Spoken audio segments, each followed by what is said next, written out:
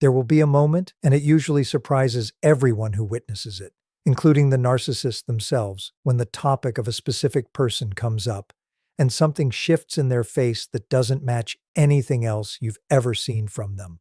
No performance, no charm calibrated for effect, just a flicker of something real, something raw, something they clearly weren't expecting to feel, and definitely weren't planning to show.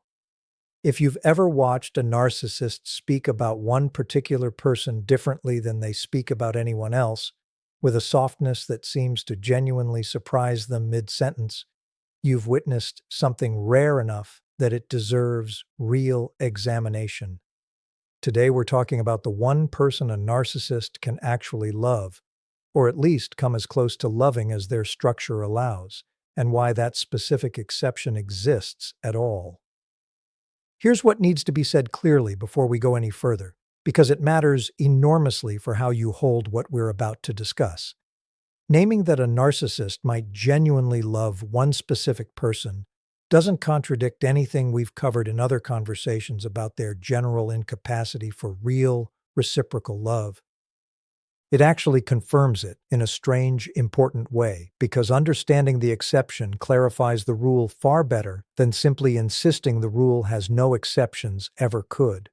Most people a narcissist encounters get filtered entirely through function, what they provide, how they reflect back admiration, how useful they are to the ongoing project of managing the narcissist's fragile sense of self. But there is often, not always, but often, one specific relationship that manages to slip past that filtering system almost entirely. And understanding why is going to tell you something important about the actual architecture we've been discussing this whole time. So, who is this person typically, and why do they manage to occupy a category nobody else gets access to? In the overwhelming majority of cases, the one person a narcissist actually loves, insofar as their structure allows for anything resembling real love, is someone who entered their life before the defensive architecture was fully built, someone present during the earliest, most formative years, before performance became the primary mode of existing in the world. This is most commonly a parent, though it can sometimes be an early caregiver, an older sibling, or occasionally a childhood best friend who was present during a specific window before the walls fully went up. The reason this early relationship occupies different territory than everything that comes after isn't about the person themselves being special in some magical way that overrides the narcissist's usual limitations. It's about timing. This person became attached to before the child's identity fully organized itself around external performance and validation, which means that attachment, however imperfect, however complicated, sometimes formed through genuinely difficult or even harmful early experiences, got wired in at a developmental stage that predates the more calculated, more transactional way the narcissist relates to almost everyone who comes into their life afterward. This is why you'll often see a narcissist who is coldly, calculatedly manipulative with romantic partners, exploitative with friends, ruthlessly transactional with colleagues, still exhibits something that looks disturbingly like genuine vulnerability, genuine longing, genuine unguarded emotion, specifically around this one early figure. It's not that the narcissist has decided to make an exception, consciously choosing to treat this person differently while manipulating everyone else. It's that the neural and emotional wiring connecting them to this specific person formed before the defensive structure had fully assembled itself, which means it exists somewhat outside the reach of that structure's usual control, at least partially, at least some of the time. Now, I want to be careful here, because this doesn't mean the relationship with this early figure is healthy, uncomplicated, or free from the same patterns we've discussed throughout every other conversation.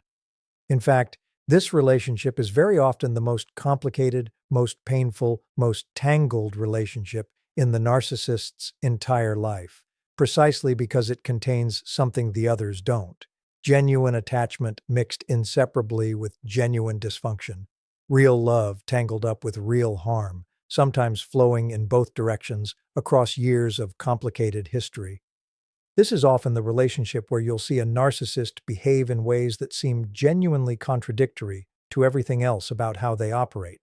Desperately seeking approval they'll never openly admit to needing, reacting with disproportionate hurt to criticism they'd shrug off from anyone else, maintaining contact and investment across years or even decades of a relationship that, by any objective measure, causes them real and repeated pain. This is one of the most important things to understand about this specific exception, because it explains something that confuses a lot of people who've watched a narcissist interact with this particular figure in their life. The presence of genuine emotion doesn't mean the relationship is healthy, or that the narcissist is somehow more capable of connection than we've described in other conversations. It often means the opposite, that this relationship is exactly where the original wound lives, the wound that produced the entire defensive structure in the first place. And being close to that wound produces genuine feeling precisely because it's the one place the armor was never fully built to cover. And this is exactly where things get genuinely important to understand, because the nature of this one exception, what it reveals about the origin of everything else, and why it matters so much for anyone who's ever wondered whether a narcissist is truly capable of loving anyone at all, is exactly where we need to go next. That's exactly where we're going next. That deeper significance, the reason this one exception matters so much for understanding whether a narcissist is capable of any real love at all, comes down to something worth stating plainly. This relationship isn't proof of a hidden, more capable version of them waiting underneath the surface, available to anyone patient enough to reach it.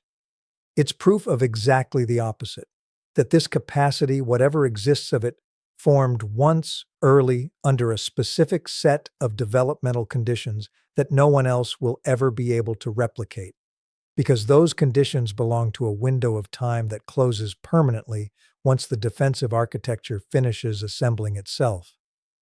This is the single most important thing to understand if you've ever hoped that a narcissist's genuine attachment to this one early figure meant they were capable of eventually offering that same depth of feeling to you, if you simply loved them well enough, patiently enough, for long enough. I want to be direct about this because I know how much hope can attach itself to evidence like this.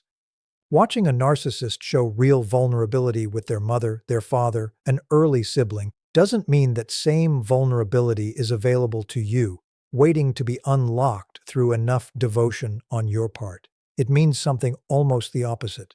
That capacity was built once, during a window that existed before you were ever in the picture, under conditions defined by early childhood attachment rather than adult choice or adult love. You cannot recreate those conditions, no matter how much love you offer, because the thing that made that one relationship different was never the person's individual specialness. It was timing, a developmental window that is already permanently closed for everyone who enters this narcissist's life afterward. I also want to address something important about the quality of even this one exceptional relationship, because I don't want this to be mistaken for a story where somewhere, buried deep enough, there's a fully healthy, fully capable version of love waiting to be accessed if only the right conditions align. Even this relationship, the one relationship where something real clearly exists, typically remains distorted by the same underlying structure that shapes everything else in a narcissist's life.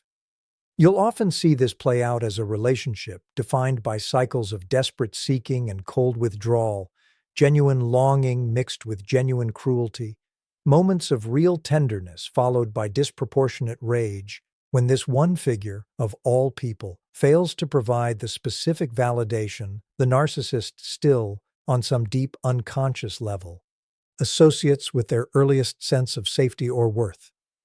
This isn't healthy love finally breaking through, it's the original wound, still raw, still unhealed, still generating exactly the same push-pull dynamic that defines everything else about how this person relates to attachment, just concentrated, intensified, and made undeniably visible in the one relationship old enough to have existed before the defenses were built. Now, I want to talk about why this matters so much for your own healing. If you're someone who's loved a narcissist, and found yourself at some point witnessing this exact dynamic with their early figure and feeling a strange, complicated mixture of things because of it. Sometimes it produces jealousy, a painful sense that this other person got access to something you never could, no matter how hard you tried. Sometimes it produces false hope, evidence that maybe, somewhere in there, real capacity for love exists, and if it exists once, surely it can exist again, this time with you. Sometimes it produces a very specific kind of grief, the recognition that whatever depth of connection you witnessed them show someone else was simply never going to be available to you, through no failure of your own, no matter what you did differently. I want to offer you something important to hold on to here, because I think it matters more than almost anything else in this conversation.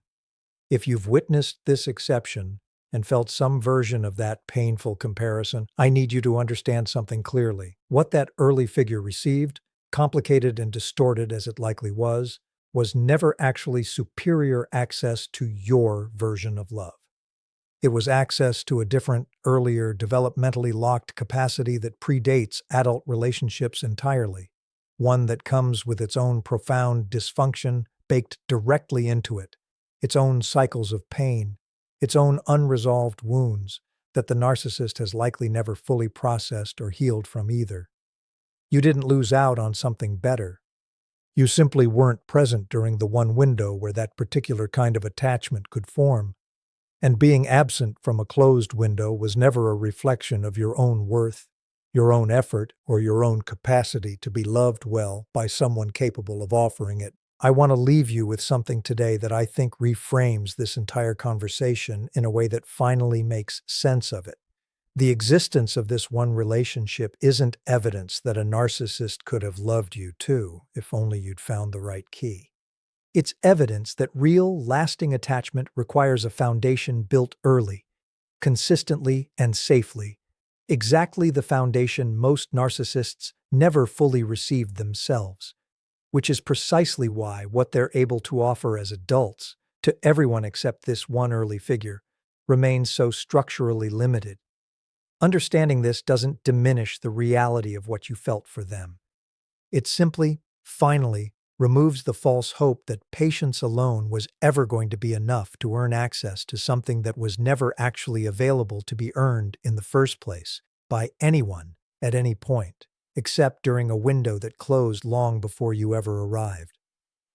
If this gave you clarity about something you've witnessed or wondered about, know that you're far from the only one trying to make sense of this exact dynamic.